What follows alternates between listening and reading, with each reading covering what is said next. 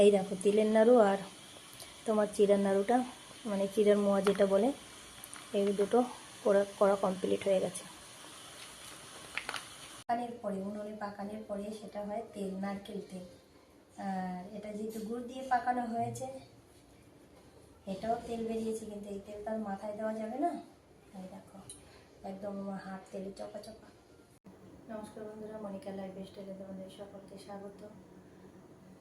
তোমরা সকলে কেমন আছো? আশা করি ভালো আছো এবং সুস্থ আছো।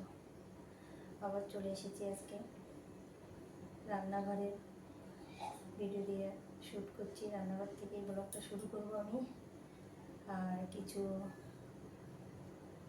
বানাবো জিনিস, সেটা হচ্ছে নাড়ু, তিলের নাড়ু, নারকেলের নাড়ু, তারপরে চিড়ের নাড়ু, সেগুলো বানাবো। সেটাই তোমাদের সাথে এখন শেয়ার করবো কীভাবে কী বানাবো। তো শুরু করে দিলাম। সবার আগে গ্যাসটা জ্বালিয়ে নিলাম আর কড়াইটা বসিয়ে দিয়েছি। এটা আমার অনেক পুরনো একটা কড়াই। এই কড়াইটা আমি বিগত 4-5 বছর ধরে ব্যবহার করি না, তো আজকে বের করেছি। তা সর্বপ্রথমে তিলটা ভেজে নেব, হাফ হাফ করে দুবারে ভেজে নেব। আর ওই যে নারকেলটি দেখছো, সেটিকে একটু মেখে নেব। নারকেলটা এই যে গুড় দিয়ে নারকেলটি মেখে রাখবো। মেখে রাখলে ভালো হবে, নারকেলটা একটু নরম হবে আর ওটাকে নাড়ুটাকে বানাতে বেশ সুবিধা হবে, মানে তাড়াতাড়ি আঁশ এসে যাবে। এই জন্য ভালো করে একটু মেখে নিচ্ছি। আর অর্ধেক তেল ভাজা হয়েছে আর অর্ধেকের পরে ভাজবো। আগে নারকেলটা ভালো করে মেখে নিই। তা মাখা কাজটা কমপ্লিট হয়ে গেল, বাকি তেলটা দিয়ে দিলাম। এবার এই তেলটাও একটু ভেজে নেব।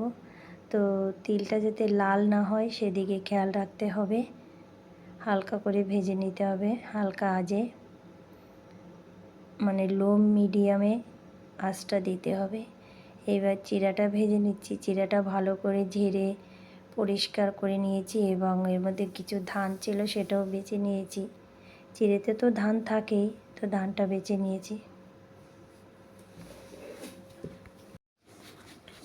তো এরপরে আস্তে আস্তে আলতো হাতে চিড়াটা ভেজে নেব। তো চিড়াটা ভেজে নেওয়া হয়ে গেল কমপ্লিট, ওটাকেও ঢেলে নিলাম। এরপরে যেটা বাকি রইল সেটা হলো গুড়টাকে আমি ভালো করে এবার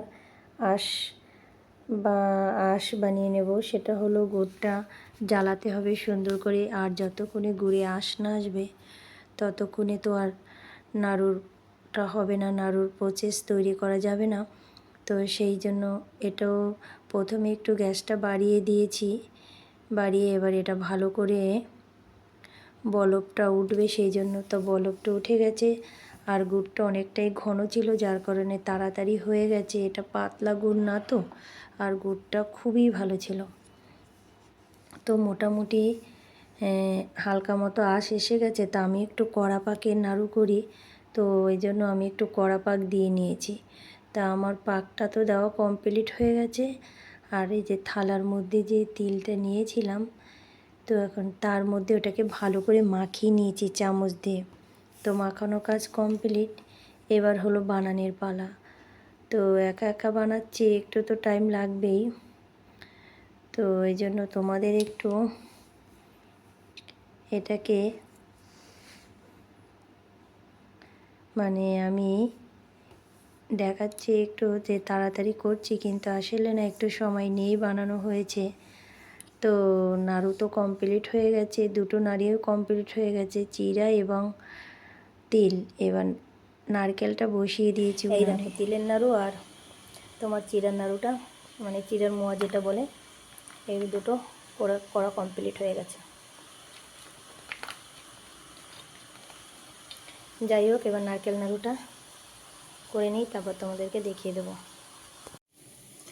দেখো বন্ধুরা, আমার নারকেলের নাড়ুটাও প্রায় হয়ে এসছে, পাক চলে এসছে নারকেলের নাড়ু।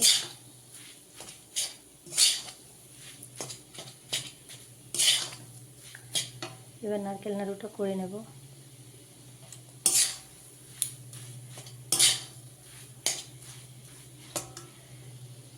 পাকটা হয়ে গেছে, এবার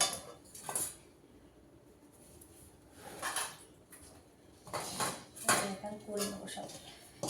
কড়াইতে এই অবস্থাতেই করে নিচ্ছি। যদি একটু শক্ত হয়ে যায় আবার একটু গরম করে নিতে পারবো।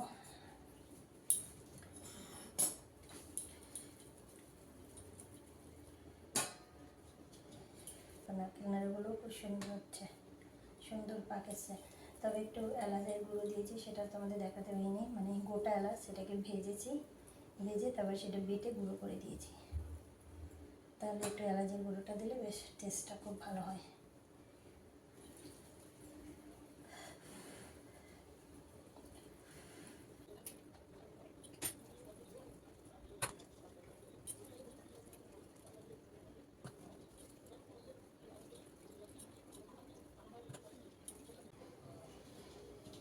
কাঁচা অবস্থায় এটাকে যদি আমি হাত দিয়ে চিপড়াতাম তাহলে হতো দুধ। আর পাকা অবস্থায় কি হয়, মানে পাকানোর পরে, উনুনে পাকানোর পরে সেটা হয় তেল, নারকেল তেল। আর এটা যেহেতু গুড় দিয়ে পাকানো হয়েছে, এটাও তেল বেরিয়েছে, কিন্তু এই তেলটা আর মাথায় দেওয়া যাবে না। এই দেখো একদম আমার হাত তেলে চপা চপা, নারকেল নাড়ুর তেল। অনেক সময় নিয়ে করতে হয় এবং সুন্দরভাবে গুছিয়ে করতে হয়, মানে কি আমি করি অনেকটা। দেখো নারকেল এর নাড়ু বলো, তিলের নাড়ু বলো, আর যে কোনো নাড়ুই বলো, মানে খাবার জিনিসটা একটু সুন্দর পরিপাটিভাবে না হলে না ঠিক মনটা ভালো লাগে না। আর এই ধরনের জিনিসপত্র আমি একটু মানে অনেক টাইম নিয়ে এবং সুন্দরভাবে গুছিয়ে করি। আর এখন পর্যন্ত যে যে আমার এই নাড়ু খেয়েছে সবাই বলেছে, প্রশংসাই করেছে, কেউ খারাপ বলেনি। তোমাদের যদি ভালো লাগে অবশ্যই তোমরা একটা লাইক করো, আর সাথে সাথে কমেন্ট করে জানিও কার কী ভালো লেগেছে। আর তোমরা সকলে ভালো থেকো, সুস্থ থেকো এবং সাবধানে থেকো। আজকে এই অবধি, আবার একটা পরের ভিডিও নিয়ে তোমাদের সামনে হাজির হব। আর সেটা অবশ্যই বাকি যেগুলো খাবার দাবার বানানো বাকি রয়েছে সেগুলো নিয়েই, এবং এটা কোথায় যাবে, কাদের জন্য বানানো হচ্ছে, কেন বানানো হচ্ছে, বিস্তারিত সেই ভিডিওতে সব বলবো।